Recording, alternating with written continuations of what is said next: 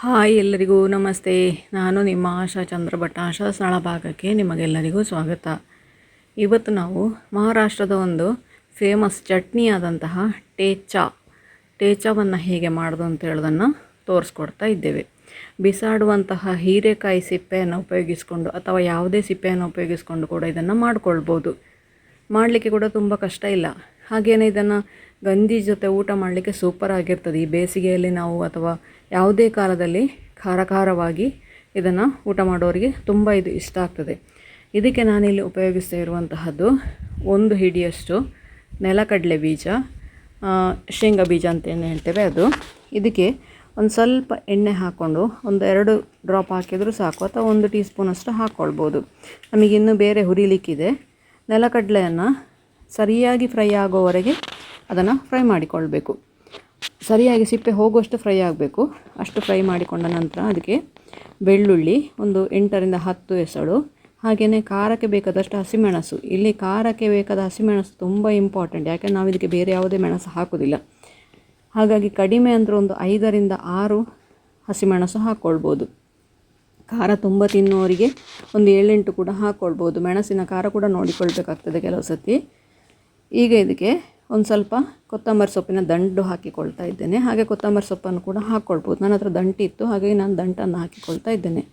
ಇಲ್ಲಿ ನೋಡಿ, ಈಗ ಹೀರೆಕಾಯಿಯ ಸಿಪ್ಪೆಯನ್ನು ಹಾಕಿಕೊಳ್ತಾ ಇದ್ದೇನೆ.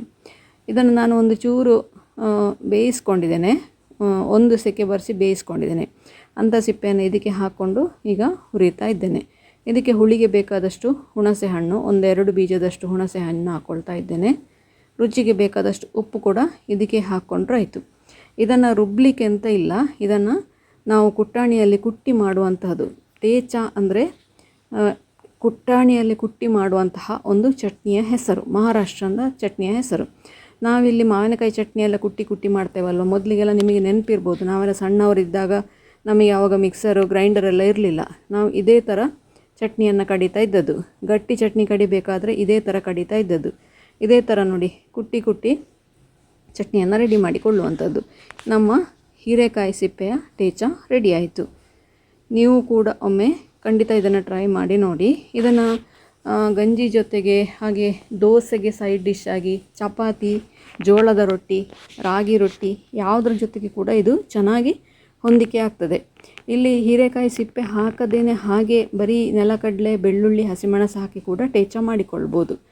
ಇಲ್ಲಿ ನಾನು ವೇಸ್ಟ್ ಆಗುವಂಥ ಹೀರೆಕಾಯಿ ಸಿಪ್ಪೆಯನ್ನು, ಹಾಗೆ ಅದು ಹೀರೆಕಾಯಿ ಸಿಪ್ಪೆ ತುಂಬ ಫೈಬರ್, ಹಾಗೆ ತಂಪು ಕೂಡ, ಹಾಗೆ ಅದನ್ನು ಉಪಯೋಗಿಸ್ಕೊಂಡು ನಾನಿವತ್ತು ಟೇಚವನ್ನು ಮಾಡಿ ತೋರಿಸ್ತಾ ಇದ್ದೇನೆ. ನೀವು ಕೂಡ ಒಮ್ಮೆ ಖಂಡಿತ ಟ್ರೈ ಮಾಡಿ ನೋಡಿ ಹೇಗಾಯಿತು ಅಂತ ನನಗೆ ಕಮೆಂಟ್ ಮೂಲಕ ತಿಳಿಸಿ. ಲೈಕ್ ಕೊಟ್ಟು ಶೇರ್ ಮಾಡಿ. ನೀವು ಇನ್ನೂ ನಮ್ಮ ಚಾನಲನ್ನು ಸಬ್ಸ್ಕ್ರೈಬ್ ಮಾಡ್ಕೊಳ್ಳಿಲ್ಲ, ಸಬ್ಸ್ಕ್ರೈಬ್ ಮಾಡಿಕೊಂಡು ಪಕ್ಕದಲ್ಲೇ ಇರುವ ಬೆಲ್ ಐಕಾನ್ ಒತ್ತಿ ನಮ್ಮನ್ನು ಸಪೋರ್ಟ್ ಮಾಡಿ. ನಮ್ಮ ಇನ್ಸ್ಟಾ ಹಾಗೂ ಫೇಸ್ಬುಕ್ ಪೇಜನ್ನು ನೀವು ಫಾಲೋ ಮಾಡ್ತಿಲ್ಲ ಅಂದರೆ ಅದನ್ನು ಕೂಡ ಫಾಲೋ ಮಾಡಿ.